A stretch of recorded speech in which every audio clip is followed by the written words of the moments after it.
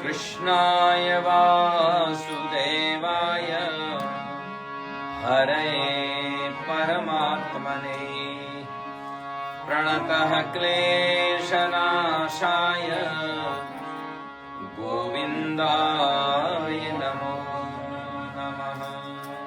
बोल कृष्णचंद्र भगवान की जय। बोलिएगा सदा शिव समारंभां शंकराचार्य मध्यमाम् अस्मदाचार्य पर्यन्ताम्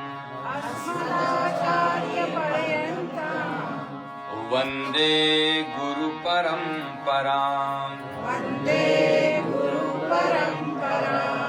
अखंड मंडलाकारम्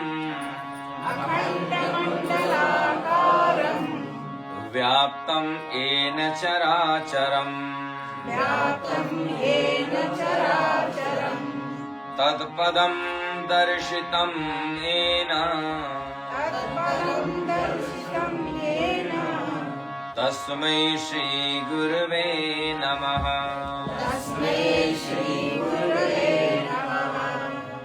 नारायणं नमस्कृत्य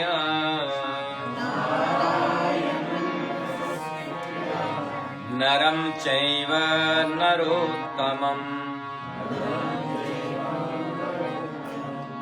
देवीं सरस्वतीं व्यासं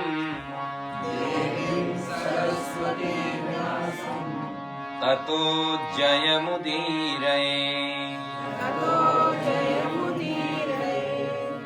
पद्मासनसमुत्पन्नम् पद्मपत्रनिभीक्षणम् पद्मपुराणवक्तारम् ब्रह्माणं प्रणमाम्यहम्। बोलो सद्गुरुदेव भगवान की बोलिए ब्रह्म पुराण की सच्चिदानंद भगवान की। तो हम लोग जो है कथा के छठे पड़ाव पर आए गए हैं। पूज्य पंडित देवेंद्र शर्मा जी जो कि पुराणों के श्रोता के रूप में हमारे समक्ष विद्यमान हैं, विराजमान हैं, और हम लोग ये 16वां पुराण श्रवण कर रहे हैं। आप में से अनेक श्रोता इन पुराणों की यात्रा में उनके साथ निरंतर रहे हैं और 2026 का ये पुराण पद्म पुराण जिसमें हम पाताल खंड में हैं, और पाताल खंड में कल भगवान राम का जो दिव्य चरित्र है उसको श्रवण किया था, और इस चरित्र का हमारे जीवन के साथ क्या संबंध है उस पर चर्चा हुई, और राम और रामायण को कैसे समझें प्रैक्टिकल जीवन में, उस पर हम लोगों ने कुछ विचार प्रस्तुत किए थे। रामायण वेदों का सार है, सब जानते हैं, और वेद बड़े गहन हैं। भले ही वेदों में 1 लाख श्लोक हैं, लेकिन उस एक वेद को पढ़ने के लिए कम से कम 16 वर्ष लगते हैं, थोड़ा ब्रीफ में समझने के लिए, ठीक है, गहराई में नहीं। और ऐसे 4 वेदों को यदि प्रतिभा अच्छी हो तो, ठीक है, प्रतिभा अच्छी होनी चाहिए, बुद्धि अच्छी होनी चाहिए, तब वो चीजें समझ में आती हैं। और ऐसे गहन वेदों के रस को निचोड़ करके रामायण के माध्यम से और उसको भगवान के चरित्र के साथ जोड़ करके और आप और हम सबके लिए एक प्रासंगिक बना करके, रेलेवेंस बना करके हम सबके सामने रामायण के रूप में प्रस्तुत किया। और कल हम लोगों ने सुना कि रामायण के राम और पुराणों के राम में क्या भेद है, रामायण किस परिप्रेक्ष्य से, किस पॉइंट ऑफ व्यू से भगवान राम को देखती हैं और पुराण किस पॉइंट ऑफ व्यू से राम जी को देखते हैं। इस पर चर्चा की थी हम लोगों ने। व्यक्ति एक हो सकता है, लेकिन उस व्यक्ति को देखने का एक नजरिया अलग अलग हो सकता है। किसी ने भगवान राम को एक आदर्श पुत्र के रूप में देखा, किसी ने पति के रूप में देखा, किसी ने भगवान के रूप में देखा, किसी ने भाई के रूप में देखा, किसी ने अपने इष्ट देव के रूप में देखा। तो अलग अलग लोगों को अलग अलग भाव हुए। वैसे भी भगवान के अंदर ये क्षमता है कि जाकी रही भावना जैसी प्रभु मूरत। तो भगवान एक, देखने वाले अनेक, और अपने भाव के अनुसार भगवान को सब देखते हैं। और ये कोई कागजी बात नहीं है, ये किताबों की बात नहीं है, ये आप और हमारे जीवन में भी इस तरह की घटनाएं घटित होती हैं। हम यदि किसी के प्रिय हैं तो उसको हम अपने हिसाब से देखते हैं, अप्रिय हैं तो उसके हिसाब से देखते हैं। किसी का आना सुखदायी होता है, किसी का आना दुखदायी होता है। नहीं, व्यक्ति आया है लेकिन कोई दुखी है, कोई सुखी है। व्यक्ति आया है, कोई प्रसन्न है, कोई अप्रसन्न है। व्यक्ति ने कुछ नहीं किया, केवल आया है, लेकिन उसका आना मात्र अपने हिसाब से व्यक्ति उसको अपने जीवन में लेता है। हम कथा सुनाते हैं ना कि एक व्यक्ति प्रातः काल उठ करके, माने पति पत्नी जो है प्रातः काल उठ करके वॉक पर निकल पड़े। वॉक के लिए सुना होगा आपने, वॉक के लिए निकल गए और जैसे एक घर के सामने से गुजरे तो उस आदमी के मन में भाव आया, जो घर का मालिक था, वह देखो कितनी अच्छी बात है, देखो पति पत्नी सवेरे सवेरे वॉक के लिए निकल गए, हेल्थ का ध्यान रख रहे हैं, हमें भी करना चाहिए। और हम इस चीज में, तो उसने उन पति पत्नी से प्रेरणा ली कि हमें भी करना चाहिए, और संकल्प बनाए कि कल से हम भी निकल पड़ेंगे, कल से हम भी वॉक करेंगे, कल व्यायाम करेंगे, स्वास्थ्य का ध्यान रखेंगे। कई तरह के पॉजिटिव विचार उसके मन में आए। थोड़ा आगे गए, दूसरे घर के सामने से गुजरे तो वो आदमी जो है अपनी कार रिवर्स कर रहा होगा काम पे जाने के लिए। जैसे इस कपल को आते देखा और रुकना पड़ेगा, क्योंकि रूल है कि कोई क्रॉस कर रहा है तो रुकना पड़ेगा। तो मन ही मन गाली देने लगा, कहाँ से आ जाते हैं, यही इनको समय मिलता है निकलने का, हमें काम के लिए दे, इनको तो कोई काम है ही नहीं, इनको तो ऐसे मटरगस्ती करनी है, सवेरे सवेरे उठ करके क्या जरूरत थी इनको, है हमारा रास्ता रोका, हमें देर हो गई है। तो वो आदमी मन ही मन इनको कोसने लगा। वो तो अपना जा रहे मस्ती से, उनको पता भी नहीं है कौन क्या सोच रहा है। और इसी तरह से जिस स्थान पर निकलते हैं, अपने भाव के हिसाब से व्यक्ति कुछ आनंदित होते हैं, कुछ सुखी होते हैं, कुछ दुखी होते हैं।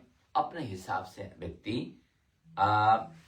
एक सूत्र आता है कि कामी स्वताम पश्यति, माने व्यक्ति अपनी छाया उसमें देखता है। यदि किसी को देख करके आपको क्रोध आ रहा है तो क्रोध उस व्यक्ति ने नहीं दिलाया, ये क्रोध आपके मन के अंदर था जो प्रकट हो गया है। यदि किसी को देख करके आपको प्रेम हुआ है तो ये प्रेम उस व्यक्ति से नहीं निकला है, ये प्रेम आपके अंदर था, खाली व्यक्त हुआ है। इस वक्त आप प्रेमी जी बने हुए हैं, उस वक्त आप क्रोधी जी बने थे, ठीक है। तो वो आपका ही स्वरूप है, सामने वाले व्यक्ति का कोई दोष नहीं है, कोई कंट्रीब्यूशन नहीं है, कोई वहां से कुछ नहीं, ये सब हमारे अंदर घटित हो रहा है। जब हम बेड में सोने जाते हैं और सोते ही सपने शुरू हो जाते हैं, नहीं, और सपने में क्या धमाल करके आते हैं आप, कहाँ कहाँ घूम के आ जाते हैं आप, हैं? लेकिन जब नींद खुलती है तो तब बाप रे हैं, तो वो आप ही तो थे जो सपने में सब कुछ क्रियाएं करके आए, घूम फिर करके आए, और या अच्छा सपना देखा या बुरा सपना देखा, जो कुछ भी देखा वो आप ही थे, उसके अतिरिक्त तो कोई नहीं था वहां। इसीलिए व्यक्ति परसेप्शन बनाता है अपने हिसाब से, तो अपनी छाया हमें दुनिया में दिखाई देती है। संत तुलसी तो कह रहे हैं कि सिया राम में सब जगह, संत तुलसी को तो सर्वत्र सिया राम के दर्शन होते हैं। ठीक है, किससे बांधू बैर जगत में कोई नहीं पराया, हर मानव में प्रतिबिंबित है उसी ब्रह्म की छाया। तो संत कहते हैं कि हमें तो हर किसी में ब्रह्म दिखाई दे रहा है, मेरे लिए तो कोई बैरी नहीं है, कोई पराया नहीं है, क्योंकि सब मेरे अपने हैं, क्योंकि वो सब मेरे प्रभु के हैं। तो वो कब भाव आया, जब हमारे अंदर वो डेवलपमेंट हुआ। तो कुल मिलाकर के ये सृष्टि हमारी है। यदि दुख संसार में आ रहा है, ये भी हमारी सृष्टि है। सुख संसार में आ रहा है, ये भी हमारी सृष्टि है। यदि आप प्रसन्न हैं, वो भी आपकी अपनी कमाई है। यदि आप अप्रसन्न हैं, वो भी आपकी अपनी कमाई। और इन सब को कैसे बैलेंस करना है, ये सिखाया हमारे भगवान योगेश्वर कृष्ण, जिनका आज चरित्र हम पुराण के पाताल खंड के माध्यम से, पद्म पुराण के पाताल खंड के माध्यम से दर्शन करने जा रहे हैं। भगवान कृष्ण का चरित्र किससे छुपा हुआ है, भगवान राम का चरित्र किससे छुपा हुआ है, लेकिन हम लोग अपने हिसाब से उस पर थोड़ा सा चर्चा करते हैं, एक ओवरव्यू करते हैं। पुरुषोत्तम मैना है, और पुरुषोत्तम स्वयं साक्षात कृष्ण है, साक्षात कृष्ण ही पुरुषोत्तम है। तो उनकी कथा हो, उनकी चर्चा हो, सुनाए जाए, सुनी जाए, उससे बढ़िया और क्या हो सकता है। तो भगवान कृष्ण जो है वो प्रेम के अवतार है, भगवान सत्यनारायण करुणा के अवतार है। तो इसीलिए भगवान कृष्ण ने संसार में जहां राग द्वेष था, जहां शत्रुता थी, जहां लूट खसोट थी, वहां आकर के प्रेम की बंसी बजाई। ठीक है, और उस प्रेम की बंसी के आधार पर पूरे जगत के दिल को जीत लिया। ये तो किया ना कृष्ण ने, और नाम भी मिला कृष्ण, क्योंकि जो कर्षण करता है, जो आकर्षण करता है, जो खींचता है, वो है कृष्ण। प्रभु खींचे हुए बंधे हुए चले आएंगे, जरा तार से तार मिला के तो देख। तो मन का तार यदि मिलेगा तो भगवान आपको खींचेंगे या हम भगवान को खींचेंगे, माने दोनों एक ही बात है। माने चाकू पर कद्दू पड़े और कद्दू पर चाकू पड़े, एक ही बात है। ठीक है, तो काम वही होगा जो गिरने से होगा किसी के भी। तो भगवान हमको खींचे, ये तो बहुत बड़ी उपलब्धि है, लेकिन हम भगवान को खींच पाए, ये आपकी साधना होगा। ठीक है, सब जानते हैं कि मथुरा में कारागार में परमात्मा ने अवतार धारण किया। ये बताने की कोशिश की है कि ये संसार सुख का घर नहीं है, दुखालय में शाश्वतम है। भगवान जो सर्वसमर्थ हैं, उनको भी कारागार के अंदर आना पड़ा। भगवान ने कहा तुम अकेले नहीं हो जो दुखी हो, तुम्हारा जो दुख है उससे बहुत अधिक दुख भगवान जो अवतार लेके आए उनका भी है। ठीक है, स्वयं कारागार के अंदर आए। पर भगवान जब आते हैं तो उनके दर्शन मात्र से हमारे जो अटैचमेंट के फंदे हैं, जो बेड़ियां हैं, वो टूट जाती हैं, छूट जाती हैं। वसुदेव जी जो बेड़ियों से बंधे हुए थे, संगलों से बंधे हुए थे, पाशों से बंधे हुए थे, भगवान के आते ही वो पाश मुक्त हो गए। भगवान ने कहा कि अब तो आप पाश मुक्त हैं, अब तो ज्ञानी जी बन गए आप ऐसा काम करें कि आप हमारा काम करें, हमें यहां से नंद बाबा के यहां ले जाए। तो नंद बाबा के यहाँ भगवान के आदेश के अनुसार वसुदेव जी ले जाते हैं। कथा आप जानते हैं। संदेश यह है कि भगवान वहीं टिकेंगे जहां प्रेम होगा। क्या उस वक्त मथुरा में प्रेम था? कहीं भी प्रेम नहीं था। बस कंस इसी ताक में था कि कब आए और कब मारे। तो यदि आप भी भगवान को बुला करके इसी ताक में लगे रहो तो भगवान आएगा। इसीलिए भगवान मथुरा में नहीं टिके, क्योंकि वहां प्रेम नहीं था, वहां भाव नहीं था, वहां अपनत्व नहीं था, वहां भक्ति नहीं थी, इसलिए भगवान ने टिका। तो भगवान को टिकाने के लिए भक्ति चाहिए, प्रेम चाहिए, अपनत्व चाहिए। ठीक है, तभी भगवान टिकेगा। जहां प्रेम है वहीं भगवान निवास करते हैं। मेरे मन के दिव्य महल में हे हरि वास करो। हम भगवान को बुलाते हैं अपने हृदय कमल में। और त्रेता में भगवान ने मर्यादा निभाई तो द्वापर में भगवान ने प्रेम निभाया। तो जब भगवान भी यहां आकर के जो मर्यादाओं के परे है वो भी मर्यादाओं में रहता है, तो मनुष्य को तो मर्यादाओं में रहना ही चाहिए कि नहीं रहना चाहिए? मर्यादाओं में रहना ये कोई मजबूरी नहीं है, ये मनुष्यत्व है, ये मानवत्व है। अब आपके हाथ में आपको बताया गया है कि आपको जीवित रहना है, सुरक्षित रहना है, स्वस्थ रहना है, और आप कहते हैं कि देखता हूं कि मरता हूं कि नहीं। आप जाके ट्रेन के नीचे कूदें तो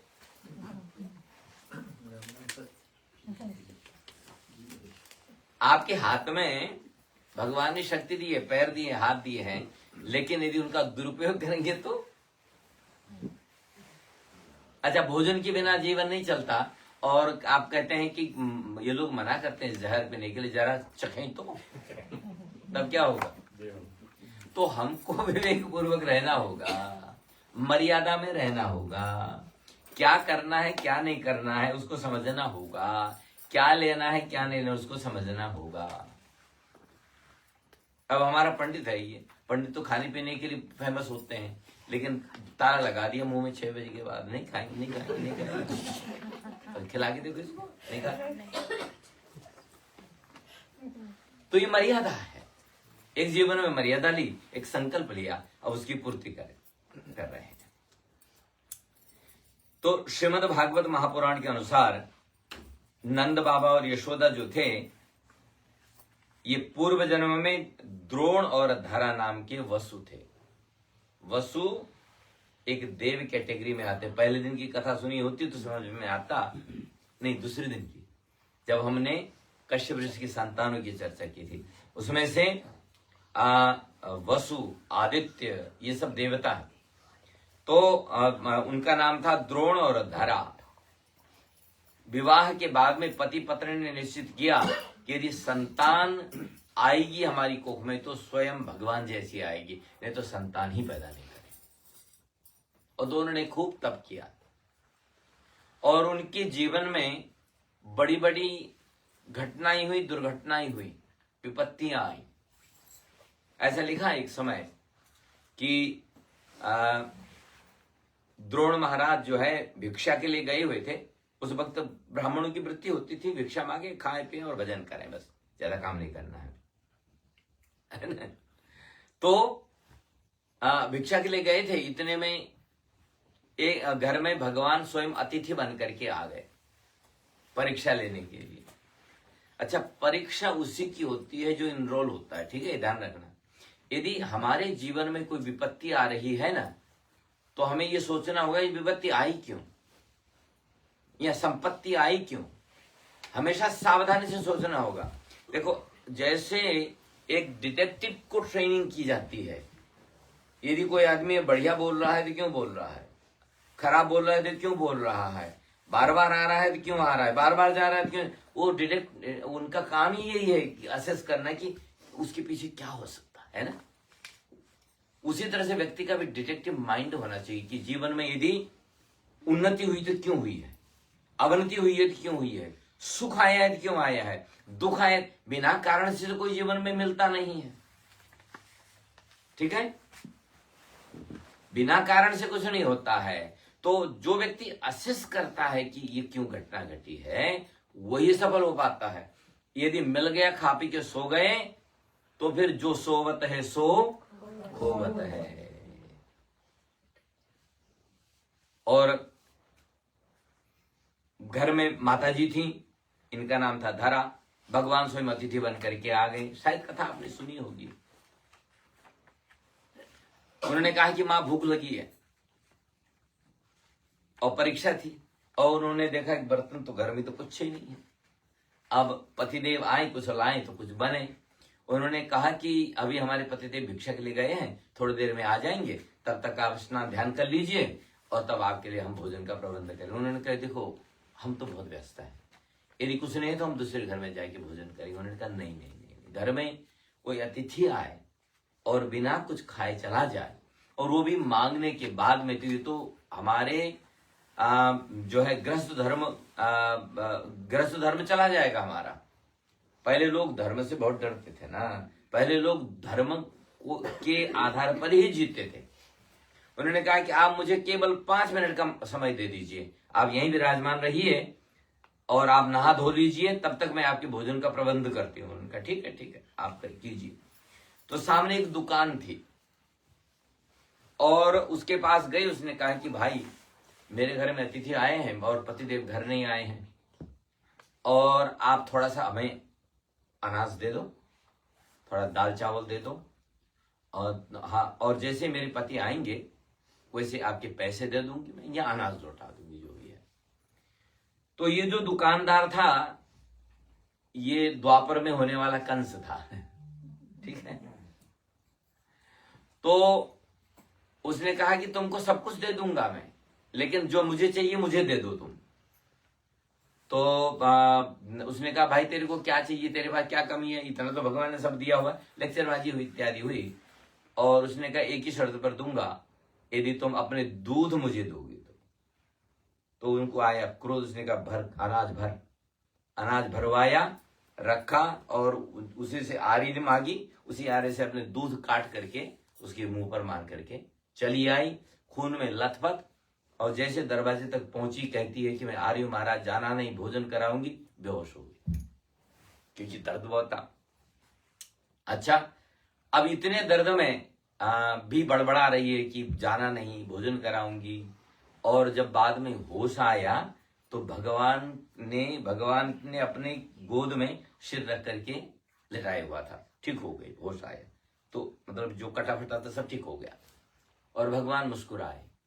उसने कहा कि मां तूने मुझे खिलाने के लिए अपने दूध तक दान कर दिया, तो अब मैं तेरा खूब दूध पीऊंगा। इसलिए वही भगवान कृष्ण बन करके आए और पुत्र बन करके आए, इसीलिए मां यशोदा का खूब दूध पीते हैं। ये दूध पीने के पीछे ये रहस्य भी एक लिखा गया है।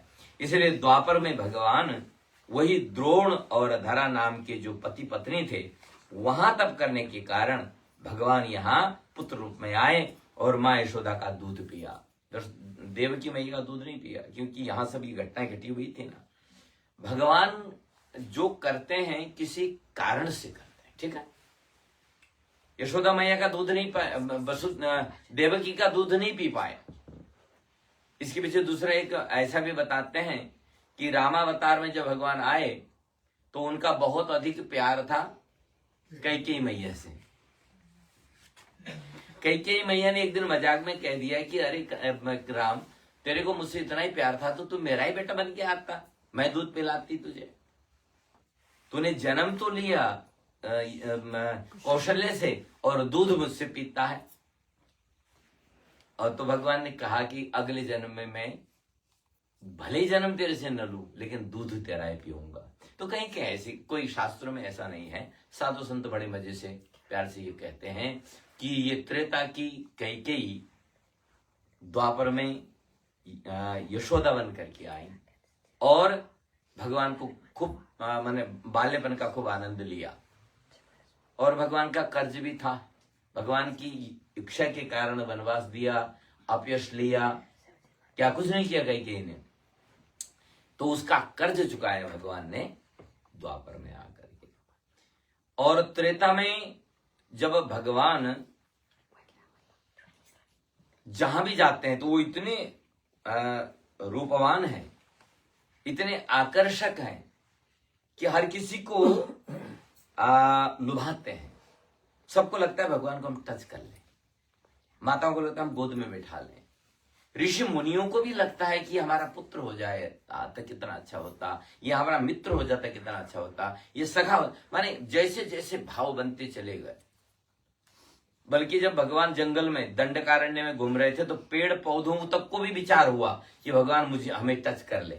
इसीलिए सीता हरण के बाद में भगवान को बहाना मिला तो रोते हुए सबको पेड़ों को अंगाल कर रहे हैं, हे खग मृग हे मधुकर श्रेणी तुम देखी सीता मृग नहीं कह करके। वो बहाना था, लेकिन पेड़ों का मन था कि भगवान हमें टच करें, आलिंगन करें ये। और भगवान ने कहा कि देखो अभी तो मर्यादा में हूं, द्वापर में सब गोप गोपियां बन के आओ, वहां खूब मस्ती करेंगे। तो यहाँ इसलिए भगवान मस्ती करते हैं। कहा तो ये भी जाता है कि 16 कलाएं होती है, माने द फाइनल अथॉरिटी इज 16 कला। ठीक है, 16 कला संपन्न परमात्मा कुछ भी कर सकता है, वो पूर्ण अधिकार है उसको।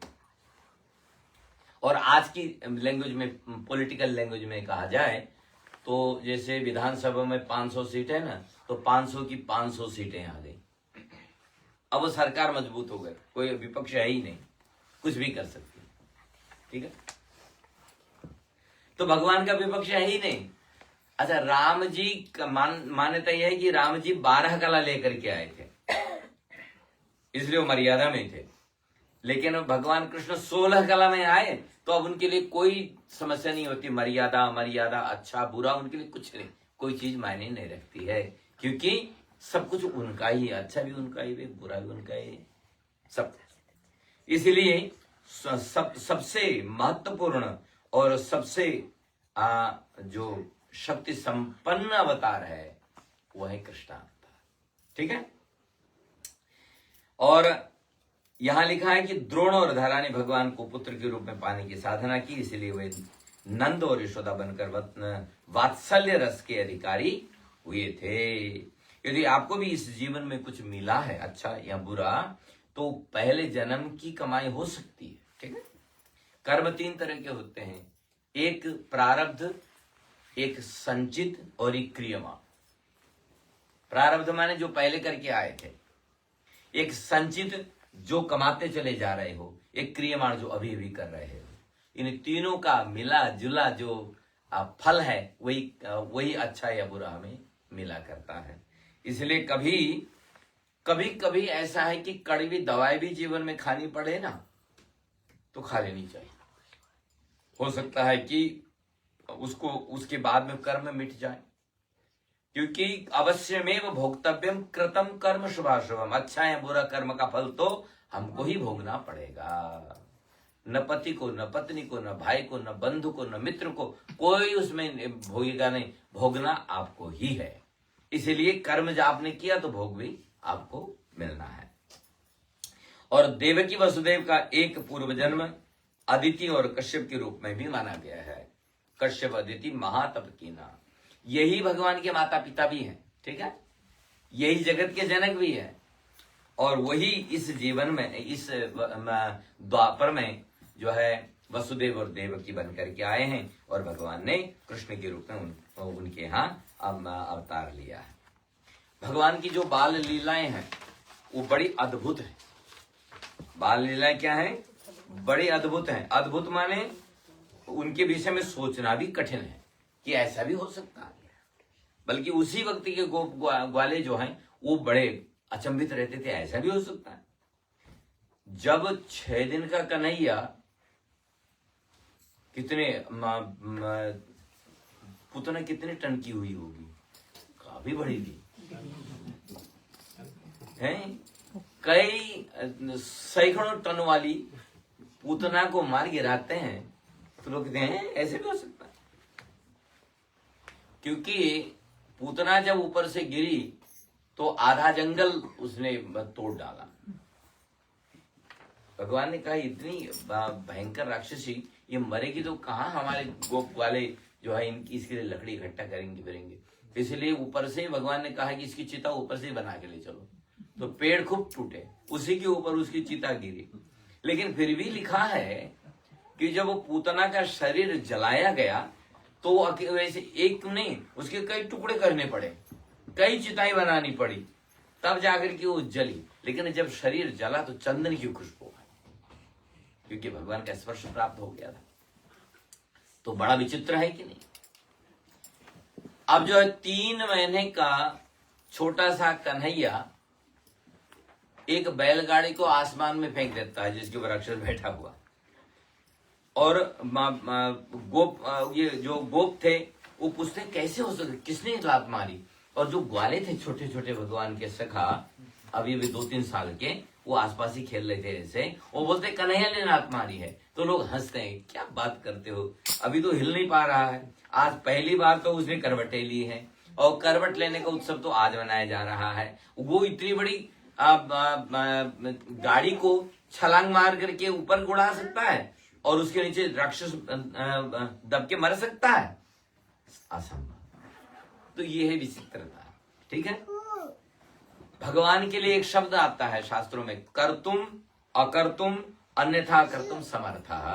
भगवान कौन, जो करने लायक भी करे, जो न करने लायक भी करे, और जो हमारे कल्पना के बाहर की बात भी करे, वो अन्यथा कर्तुम समर्थ, उसको हम भगवान कहते हैं, उसको हम परमात्मा कहते हैं। और भगवान ने बाल लीलाओं के माध्यम से गोप गोपियों का दिल जीता। और भगवान ने यह भी संदेश दिया कि जिस अवस्था में व्यक्ति हो उसी अवस्था के हिसाब से उसको आचरण करना चाहिए। ये मनुष्यों के बच्चों की बात नहीं है। हम कभी कभी टीवी में देखते हैं हाथी का छोटा सा बच्चा, आपने देखा अभी किसी भी पशु पक्षी का बच्चा, जब वो बच्चा होता है तो खेलता है, वो खेलते हैं, खूब खेलते हैं। तो ये बचपन में हर किसी का बच्चा खेलता है, ठीक है। अब उनको कौन सिखाता है ये सब खेलना है, तुम्हें ये करना है, वो प्रकृति है। तो भगवान भी खेले, लेकिन भगवान खेले हैं लीला करते हुए, उनका खेलना लीला है और हमारा खेलना मजबूरी है। नहीं, हमको खेलना पड़ता है क्योंकि स्वभाव ऐसा मिला हुआ है। और मम्मी कितना डांटे कि फोन नहीं चलाओ, फोन नहीं चलाओ, लेकिन कहाँ मन माने, नहीं, मन नहीं मानता। वो बालवत स्वभाव है, तो उसको कंट्रोल करना बड़ा मुश्किल होता है। और बहुत ज्यादा, वैसे तो लिखा है कि लालये तो 5 वर्षाणी, 5 वर्ष तक खेलने दो इनको, डोंट वरी। और 5 वर्ष के होने के बाद में फिर 15 वर्षों तक इनकी खूब खबर लो, क्या कर रहे हैं क्या नहीं कर रहे हैं। और 15वां बर्थडे मनाने के बाद में फिर धीरे धीरे इनकी स्वतंत्रता, ऐसा लिखा है। और यहाँ तो इनको लो ही अलग कर देता है, नहीं, इनके लो ऐसे ही बने हुए। 18th बर्थडे के बाद में बोलते हैं bye bye see you later, नहीं 16 में बोलते हैं, नहीं 18 में बोलते हैं, क्यों 15 में बोलते हैं, लेकिन तब तक हम बोलते हैं नॉट येट बात के रखते हैं। 18 के बाद में तो धमकी देते हैं, आई एम ऑलरेडी 18.5, धमकी मिल जाती, नहीं बोल सकते। अच्छा, तो भगवान की जो प्रसिद्ध लीलाएं हैं उनमें से माखन लीला सब आप जानते हैं। माखन माने मक्खन। जिन लोगों ने मक्खन बनाया है उनको पता है मक्खन कितना कोमल होता है। हाथ में लग जाए ना, हाथ में बोलो तो हाथ भी कोमल हो जाते हैं। और जरा सा आग को तपा दो तो पिघल जाता है, इतना कोमल होता है। वो कोमलता का प्रतीक है, वो हमारे मन का, चित्त का प्रतीक है। चित्त चोरा यशोदा का लाल, नवनीत चोर गोपाल, भजन में आता है ना। नवनीत माने मक्खन। ये नवनीत शब्द जो है ये संस्कृत का है। संस्कृत में मक्खन को नवनीत कहते हैं। तो कौन सा मन भगवान चुराते हैं?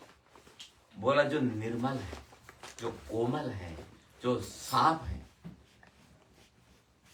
जो परपीड़ा से पिघलता है।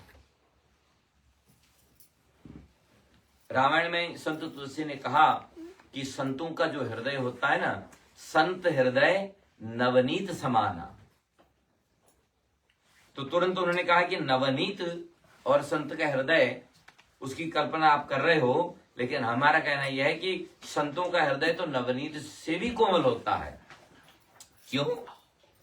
कि जो ये नवनीत है, जो ये मक्खन है, इसको जब ताप लगता है तो ये पिघलता है, गर्मी लगती है तो पिघलता है। लेकिन संतों का हृदय तो दूसरों को जब ताप लगता है, दूसरों को जब दुख होता है, उसको देख करके पिघल जाता है। इनका अपने ताप से पर दुख द्रवई सुसंत सुजाना, दूसरों के दुख से उनका दिल पिघल जाता है, अपने दुख से नहीं। माखन अपने दुख से पिघलता है, अपने को जब ताप लगता है तब पिघलता है, लेकिन संत दूसरों के दुख से पिघलता है। इसलिए संतों का दिल तो माखन से भी कोमल हुआ करता है। तो यहाँ जो गोपियां क्या हैं, ये जन्म जन्मांतर के ऋषि मुनि हैं, जिनका हृदय पवित्र हो गया है, निर्मल हो गया है, और इनका दिल मक्खन से भी कोमल हो गया। ठीक है।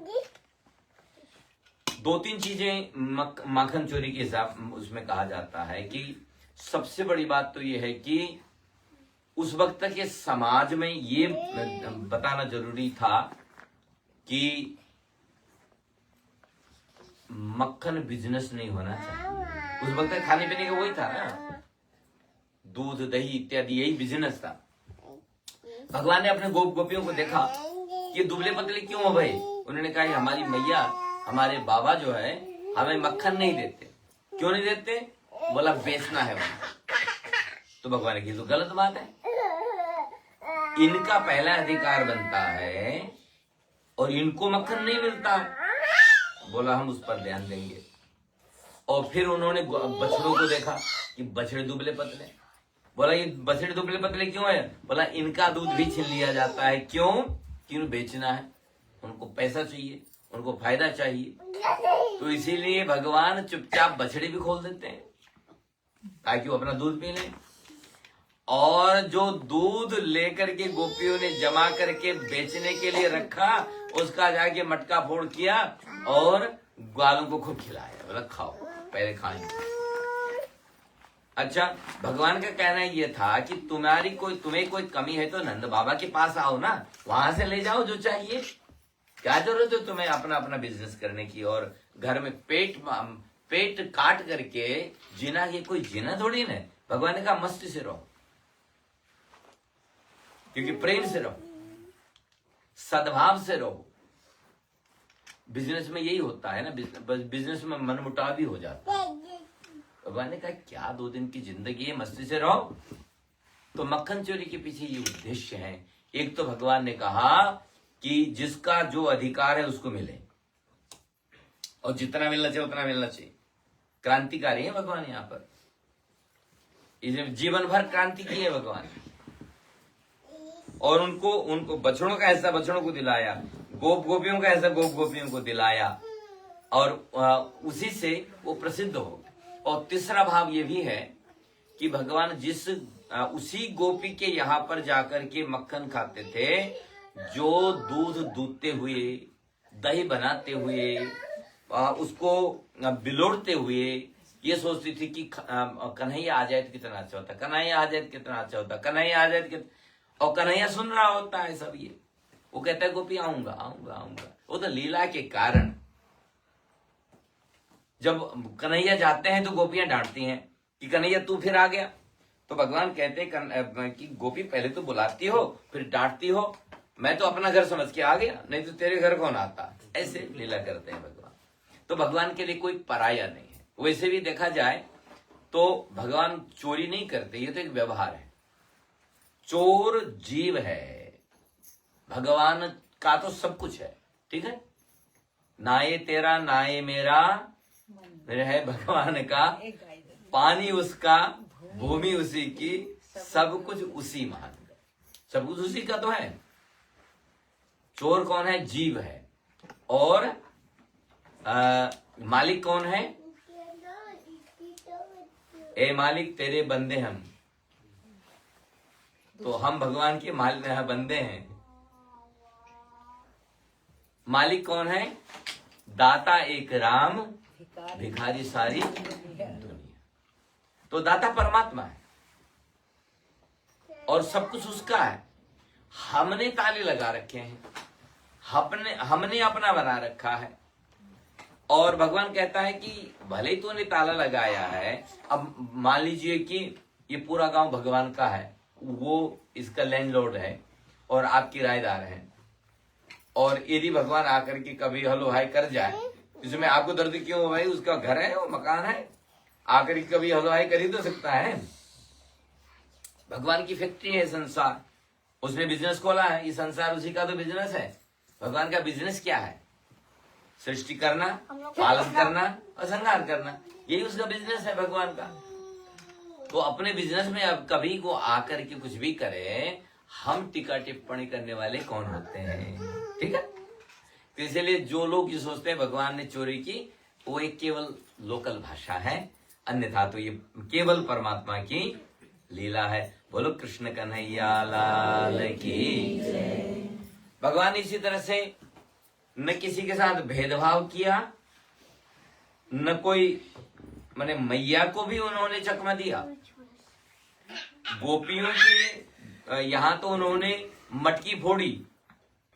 यशोदा मैया नहीं मानती कि मेरा कन्हैया ऐसा नहीं कर सकता है, लेकिन एक बार यशोदा मैया को ये हुआ कि इतने सारे लोग बोल रहे हैं तो हो भी सकता है सही हो। तो अब मैया ने कहा कि मुझे कुछ करना चाहिए। तो मैया ने क्या विचार किया? बोला कि शायद घर का माखन इसको पसंद नहीं है, क्योंकि सब काम करने वाले लोग काम करते थे, वो तो राजा थे ना, तो दास दासियां सेविका काम करती थी। तो सुना तो ये है कि भगवान की सेवा अपने हाथ से करनी चाहिए। अब यशोदा मैया कन्हैया को भगवान तो नहीं मानती है, एक भाव है कि मेरा बेटा है, मेरा बच्चा है, उसकी सेवा मुझे अपने हाथ से करनी चाहिए। तो उसने कह दिया कि काली गाय का दूध भगवान को बहुत पसंद था। काली गाय का दूध मैं खुद निकालूंगी, खुद जमाऊंगी, खुद उसको बिलोड़ूंगी और खुद उसमें से दूध और मक्खन सब मैं अपने हाथ से निकालूंगी, वही कन्हैया को खिलाऊंगी। संकल्प ले लिया उसने। अब उसने किया। एक दिन प्रातः काल उठी और वैसे तो 9 लाख गाय थी नंद बाबा की, 9 लाख धेनु नंद बाबा के, इतनी गाय थी। पूरे दिल्ली हरियाणा में उन्हीं का सब चलता था, खूब चढ़ती थी, जंगल था पूरा। आज भी जंगल है थोड़ा बहुत, तो तब तो कितना जंगल रहा होगा। अच्छा, आबादी बहुत कम थी ना, तो उसमें से काली गाय बहुत कम, उसमें भी दूध देने वाली बहुत कम, तो वो बहुत रेयर दूध था। प्रातः काल आज यशोदा मैया उठी, उन्होंने कहा कि कन्हैया उठे उससे पहले इसका दूध सब रेडी कर देती हूँ, ताकि उठते ही दूध मांगेगा तो दे दूंगी। अब भगवान सोने वाले थोड़े ना, वो तो लीला करते हैं, नाटक करते हैं। और जैसे ही मैया उठी, उसने स्नान इत्यादि किया और आग जलाई और चूल्हे में दूध रखा और दही मथने लगी। इतने में कन्हैया उठ गए। जाकर के पीछे से माँ को पकड़ लिया, कहा कि मैया भूख लगी है। उसने कहा कि देख कन्हैया, तेरा दूध गर्म हो रहा है, थोड़ा देर रुक जाओ। उसने कहा ना, सवाल ही पैदा नहीं होता, अपना दूध पिला मैया, मुझे वो दूध ने मुझे अपना दूध पिला। माँ ने कहा कि चलो ठीक है, गोद में बैठाया, दूध पिलाने लगी। तो थोड़ी देर के बाद में देखा कि जो है वो दूध उमल रहा है बाहर, और ये दूध यदि गिर गया तो फिर कन्हैया को पिलाने के लिए दूध बचेगा नहीं। तो जैसे दूध देखा तो मैया ने कन्हैया को झटका और साइड में रखा और दौड़ पड़ी दूध बचाने के लिए। बस कृष्ण ने कहा कि ये तो कोई बात नहीं हुई, तो उस दूध को बचाने के लिए मुझे तिरस्कार कर दिया तूने, मुझे झटका दे दिया, मुझे जमीन में फेंक दिया। और भगवान ने कहा कि ऐसा कैसा भक्त है जो भगवान को झटक करके सांसारिक पदार्थों को बचाने के लिए चल पड़ा। वैसे तो है साधु संत तो यहाँ भी क्योंकि भगवान के हर एक्शन में दृष्टि देते हैं वो। बोला ये दूध को भी अभी उबालना था, क्यों उबला? अब दूध यदि अग्नि में रखोगे तो उबलेगा ही ना, वो तो स्वाभाविक है। लेकिन साधु संत कहते हैं नहीं, वो दूध को लगा कि अब मैया ने सारा दूध कन्हैया को पिला दिया, अब वो दूध पिएगा नहीं तो मेरा तो जीवन बेकार हो गया ना, इसलिए उसने कूद करके आत्महत्या करनी चाहिए। देखो साधु संत क्या क्या सोचते हैं। उस दूध ने कहा कि मेरा रहना भी क्या रहना, क्योंकि कन्हैया तो मैया का दूध पी करके मस्त हो गया, मैं किस काम का, इसलिए मैं आत्महत्या करता हूँ। तो दूध आत्महत्या करने जब गया तो मैया ने बचाने के लिए कन्हैया को झटका पीछे रखा। जब तक आग बुझाती कन्हैया को आया क्रोध, उसने मैया की सारी मटकियां फोड़ दी, वहीं पर मथनी पड़ी थी, उसी मथनी सबको फोड़ता चला गया। अब मैया एक को संभालती, दूसरा फोड़ता, दूसरे को संभालती, तीसरा फोड़ता, बहुत सारे थे ना। और ऐसा करके तुरंत तब तक ग्वाले भी आ गए और छींके में जो भी मटके रखे थे सारे मटकों पर आज यशोदा मैया के घर में आक्रमण कर दिया। अब मैया यहाँ संभालती है तो वहां हो जाता, वहां संभालती है तो परेशान हो गई। इतने में उनके ग्वाले खा पी करके जब उनका पेट भर गया, कन्हैया बोला अब तो पेट भर गया, ब्रेकफास्ट बहुत बढ़िया कराए भैया, तो अब क्या बोला, बंदरों को ही बुलाओ। सवेरे सवेरे बंदर तो जग ही जाते हैं, चिड़िया पक्षी बंदर सब जगते हैं सवेरे, हम ही नहीं जगते।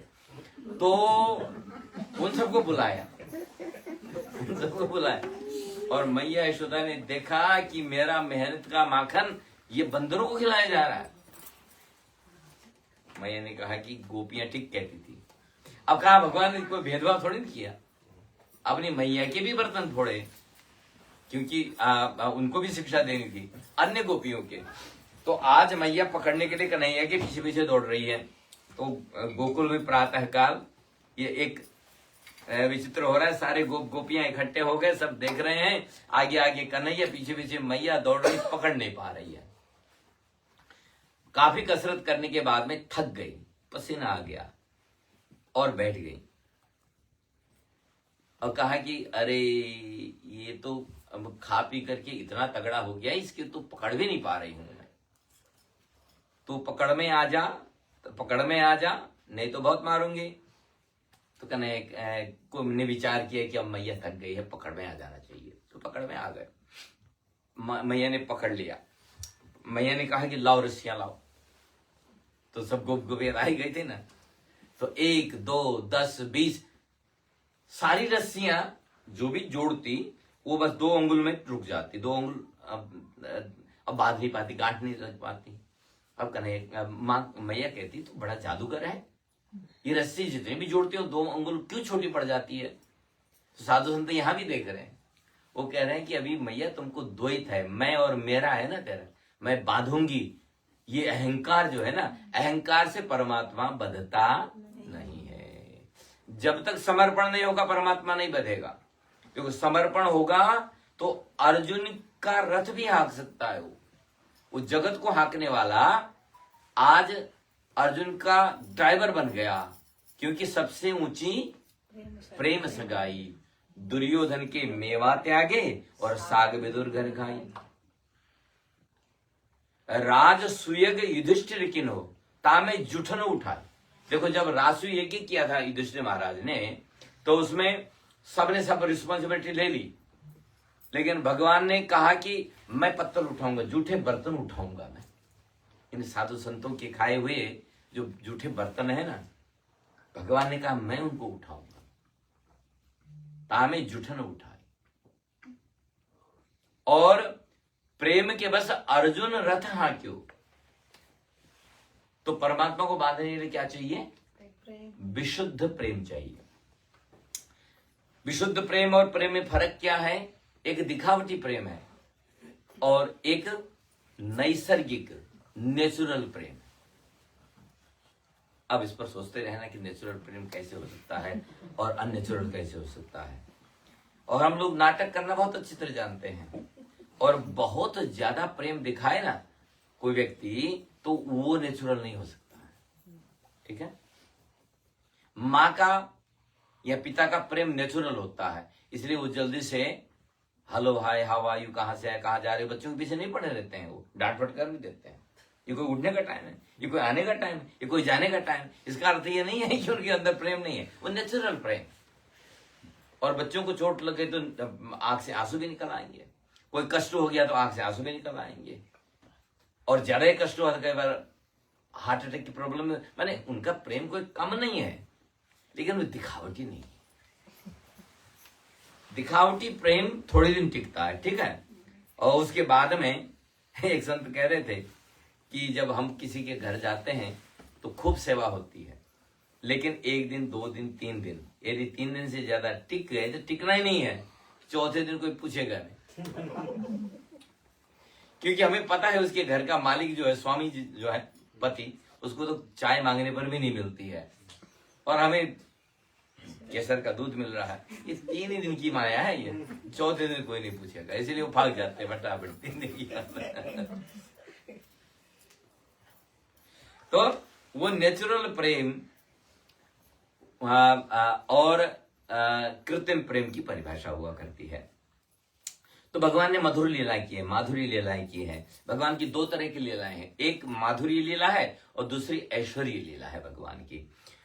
माधुरी लीला में मीठी मीठी ऐसी लीला करते हैं भगवान, और ऐश्वर्य लीला में जैसे 6 दिन का बच्चा पूतना को मार रहा है, और अभी 3 महीने का नहीं हुआ शकटासुर मरा, इसी तरह से तृणावर्त मरा। ये सारे जितने हैं बड़े बड़े भयंकर दानव है, भयंकर, जो कई हजार लोगों के साथ अकेले लड़ सकते हैं ऐसे, और उनको ये छोटा बच्चा, और कंस को पता है कि छोटा बच्चा है तो मारने में आसानी रहेगी, लेकिन उसको क्या पता है ये तो बहुत बुरा आदमी है, ये सृष्टि का आदि पुरुष है, पुरुष ये वेदगुण सर्वम, इसी पुरुष से तो सारी सृष्टि हुई है, उसको क्या पता है। तो ये उनकी ऐश्वर्य लीला है, ठीक है।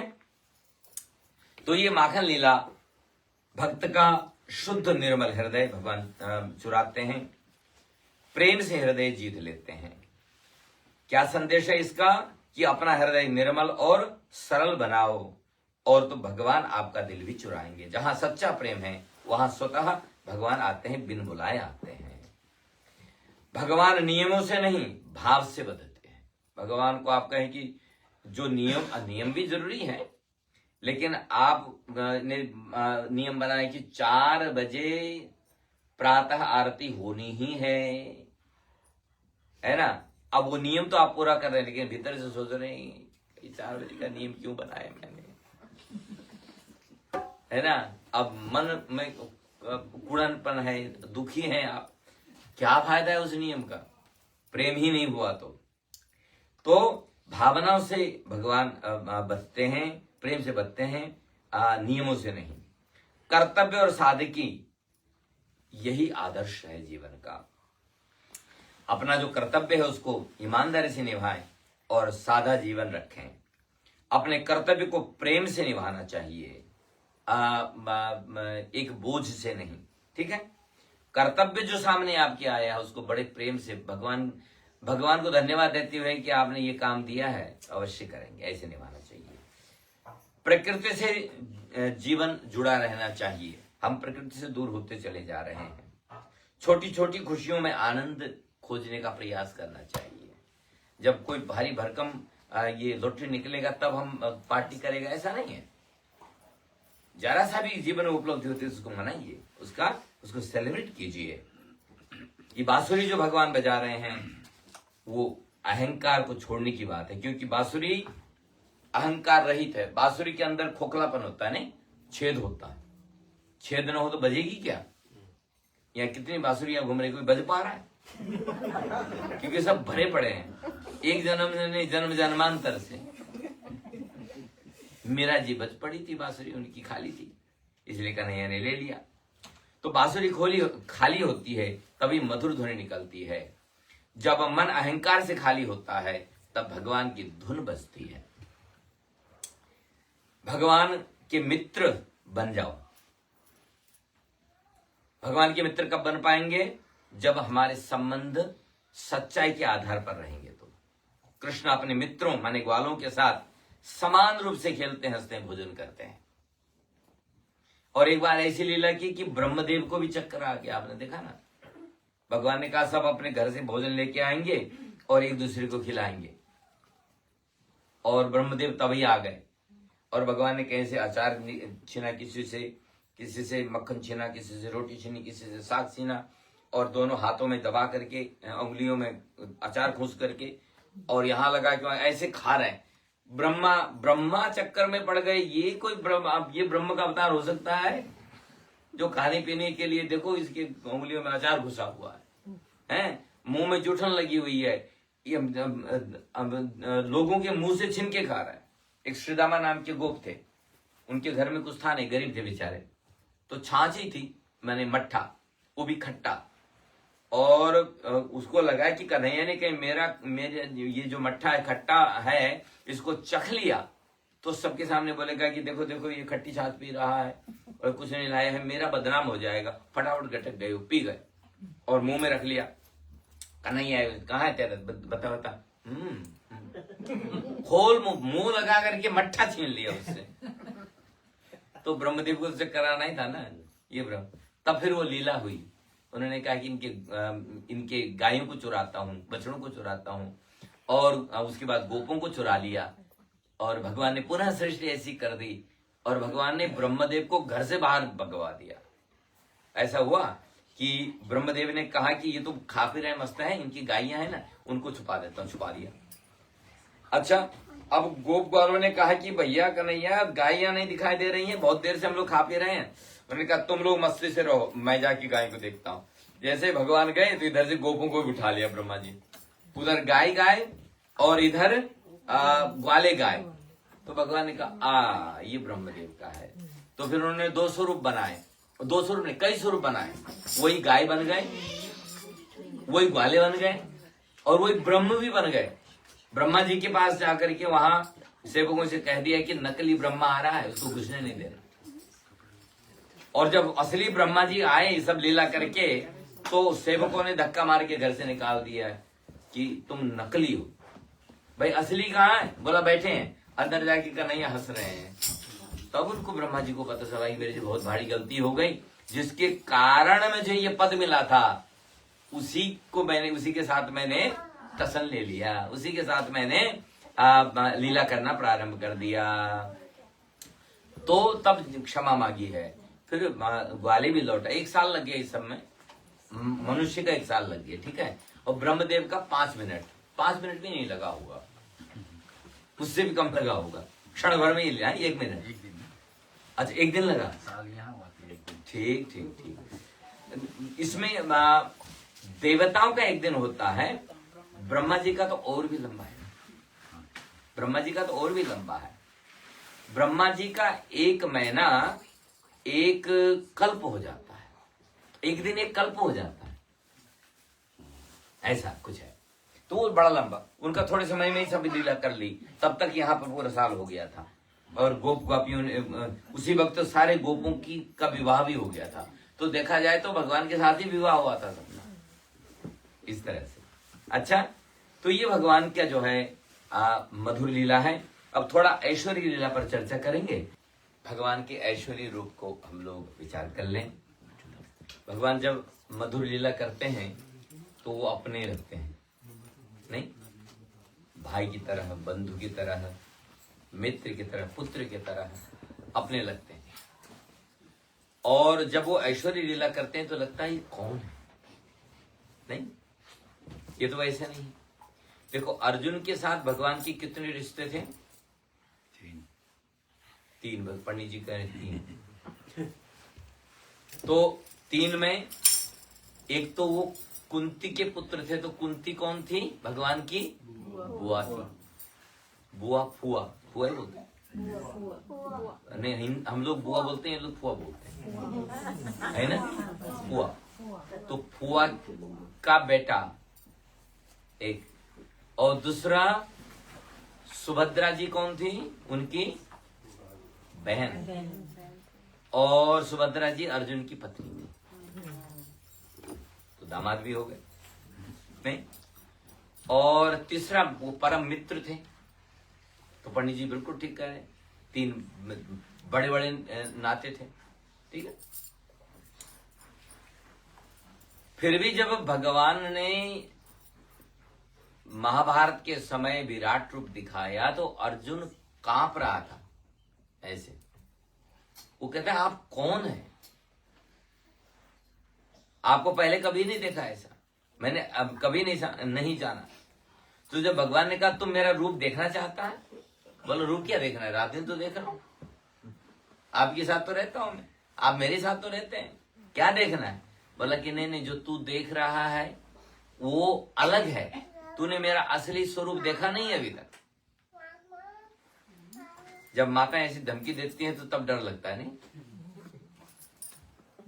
तुमने हमारा असली रूप देखा कहां है, तब प्रोटेक्शन की समस्या आ जाती है कि वे कैसे बचे हैं।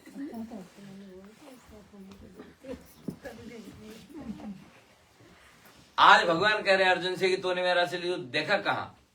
अर्जुन ने कहा फिर दिखाइए। बोला कि ऐसे नहीं देख पाएगा,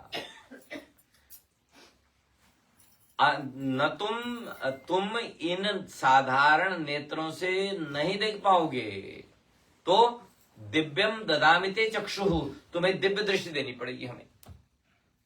भगवान अर्जुन ने कहा ठीक है भैया महाराज दे दीजिए। तो जब दिव्य दृष्टि दी और जो अर्जुन ने देखा और उसके बाद जो उसकी हालत हुई और रो रो करके वो बोल रहा है कि मुझे वही स्वरूप देखना है, वही स्वरूप देखना है, इसको छुपा लीजिए, मैं सहन नहीं कर पा रहा हूं, ज्यादा देर नहीं बच पाऊंगा ऐसे। जो अर्जुन ने देखा, 11वां अध्याय पढ़िए गीता का। फिर भगवान ने जब अपना वही द्विभुज स्वरूप धारण किया है, तब अर्जुन के जान में जान आई, तब पसीना सुखाया उसका। और उसके बाद उस वक्त जब भगवान ने विराट रूप लिया ना, उस वक्त तो इतनी क्षमा मांगी उसने। मैं तो समझता था कि आप मेरे भाई हैं, आप मेरे मित्र हैं, आप मेरे माने सगे संबंधी हैं, लेकिन आप तो काल निकले, मुझे क्या पता मैं शेर के साथ घूम रहा हूं। और अब मैंने आपको सखेति मत्वा प्रसभम यदुक्तम, हे कृष्ण हे यादव हे सखा, आपको अपना मित्र समझ रहा था और आपको कभी कृष्ण कह दिया होगा, कभी मित्र कह दिया होगा, कभी अरे यादव इधर तो आओ। अरे जब ज्यादा उठना बैठना होता है तो आदमी कुछ भी बोलता है ना मित्रता में। तो अब वो डर रहा है कि महाराज क्षमा करना, मुझे पता नहीं था आप कौन है। सखेति मत्वा प्रसभम यदुक्तम, हे कृष्ण हे यादव हे सखा इति अजानता, ये मेरे से गलती हो गई, मुझे नहीं पता था कि किससे बात कर रहा हूं। तो भगवान मुस्कुरा रहे हैं। और उसके बाद में जब भगवान ने सौम्य रूप धारण किया तब अर्जुन की जान में जान आई। उसका नाम है ऐश्वर्य लीला। ठीक है, भगवान की बात वैसे तो अर्जुन ने मानी नहीं, मानना होता तो पहले ही मान जाता ना। धनुष छोड़ करके गाड़ी के पीछे जाके बैठ गया, उसने कहा I am not going to fight.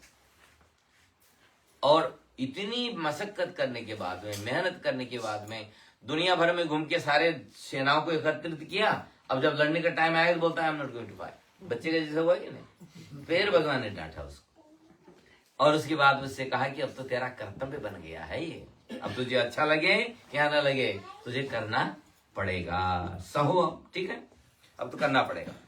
तो कंस का वध ये अत्याचार, अन्याय और भय का प्रतीक है। धर्म के लिए खड़े होना ही कृष्ण का मार्ग है। भगवान ने रातों रात द्वारिका का निर्माण करवा दिया, ओवरनाइट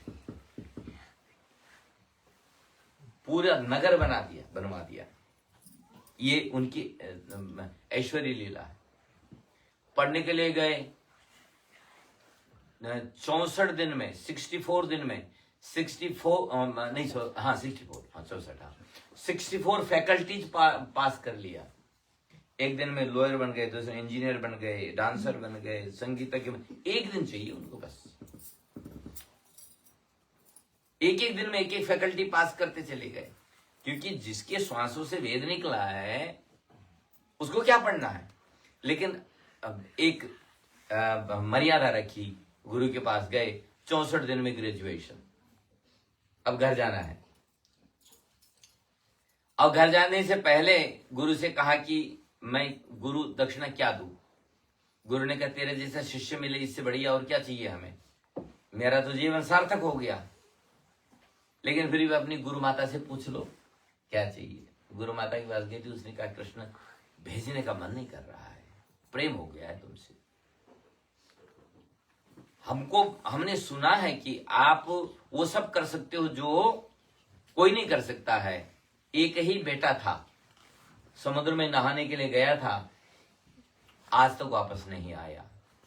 यदि कर सकते हो तो हमको हमारा बेटा वापस दे दो ताकि तुम्हारी याद थोड़ी कम आए। भगवान ने कहा आपका आदेश। भगवान ने लगाई छलांग, समुद्र में गए। और जब वहां से पता चला कि महाराज वो तो यमराज के पास है, यहाँ कुछ नहीं बचा उसका, अब यमराज के पास में गए और भगवान ने कहा उसको जैसा था वैसा एज इट इज वापस चाहिए। और यमराज ने जो भी डीएनए उसके पास से बचे होंगे प्रिजर्वेटिव्स, उसी से बच्चा बना करके वैसा का वैसा ही गुरु को सौंप दिया, गुरु माँ को सौंप दिया। कहा कि यही है ना आपका बच्चा? बोला यही है, आज इतना ही बड़ा हो जाता और आप बिल्कुल ठीक ठाक लेकर के आए हैं। तो ये है उनकी ऐश्वर्य लीला। ठीक है।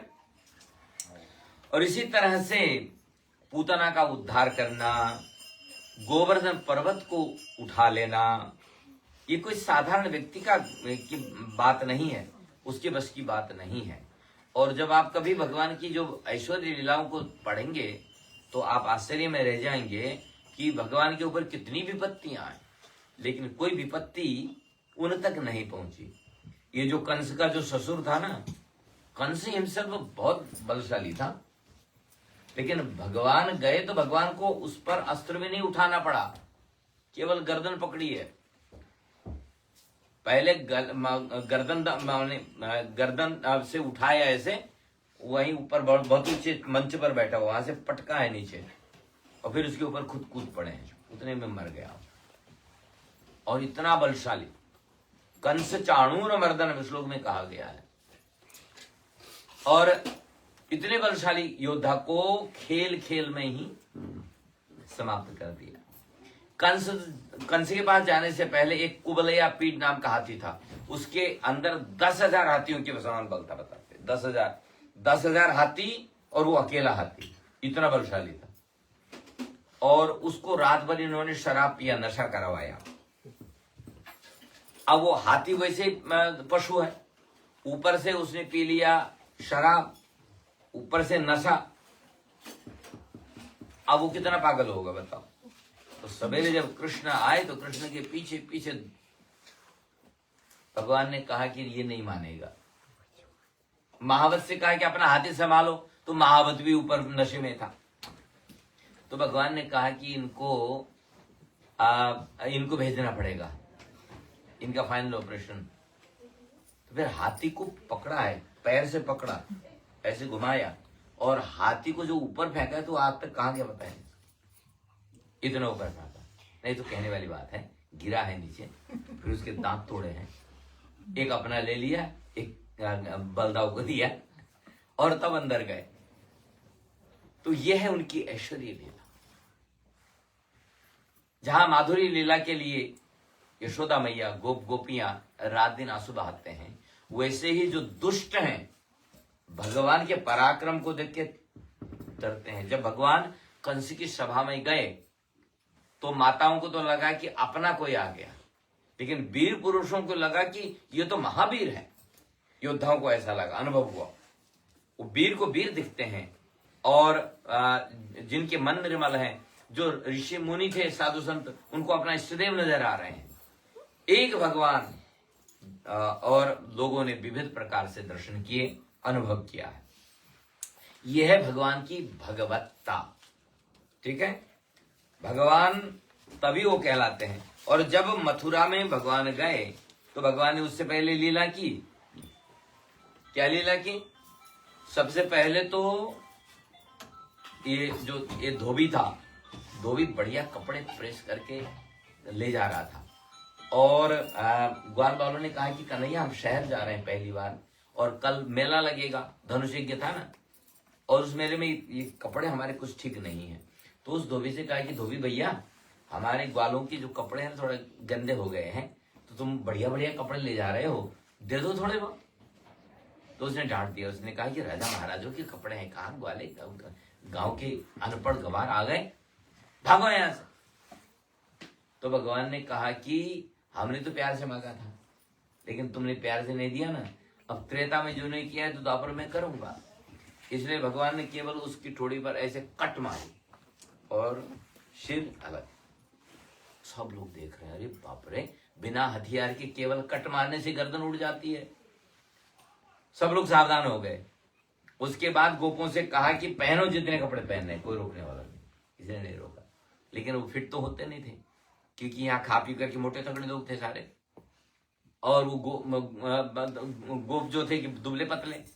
बोला, और वो एक दर्जी सामने से देख रहा, उसने कहा कि महाराज मैं इन कपड़ों को इनके हिसाब से फिट कर सकता हूं। बोला करो। सुदामा नाम का माली मिला है, भगवान ने उसको भी आशीर्वाद दिया, उससे माला मिली। कुब्जा सामने आई, 3 जगह से टेढ़ी थी बेचारी। भगवान ने कहा कि अरे तुम तो बड़ी सुंदर हो। उसने कहा कि आज तक मुझे ऐसा किसी ने नहीं कहा। बोला कह नहीं कहा ना, अब कहेंगे। भगवान ने ऐसी उसके पैर को पैर से दबाया, हाथ को यहाँ ठोड़ी पर लगाया, ऐसा खींचा, और परम सुंदरी 16 साल की जवान सुंदर बन गई। उसने कहा बस ये सुंदरता आपने दिया है, ये जीवन आपने दिया है, अब ये जीवन आपका। तो कहा कि अभी तो मैं कंस को मारने जा रहा हूं, जब सब ठीक ठाक हो जाएगा उसके बाद आऊंगा। तो ये है उनकी ऐश्वर्य जो कोई नहीं कर सकता है। तो इस तरह से भगवान की लीलाओं का कोई अंत नहीं है। राम और कृष्ण 2 मार्ग हैं। राम मर्यादा का और नियमों का मार्ग है, कृष्ण जो है प्रेम का मार्ग है। कृष्ण ही आनंद है और कृष्ण ज्ञान भी है। कृष्ण वंदे जगत गुरु। दोनों अलग नहीं है, दोनों मिलकर पूर्ण जीवन बनाते हैं। जीवन में अनुशासन चाहिए और प्रेम भी चाहिए। पाताल खंड हमें सिखा रहा है कि राम सिखाते हैं कैसे जीवन जीना है और कृष्ण सिखाते हैं कैसे प्रेम करना है। जीवन में राम बनो अपने कर्तव्य में, और जीवन में कृष्ण बनो अपने व्यवहार में। तो जब जीवन में राम की मर्यादा और कृष्ण का प्रेम दोनों आ जाए तो मनुष्य का जीवन स्वर्ग बन जाता है।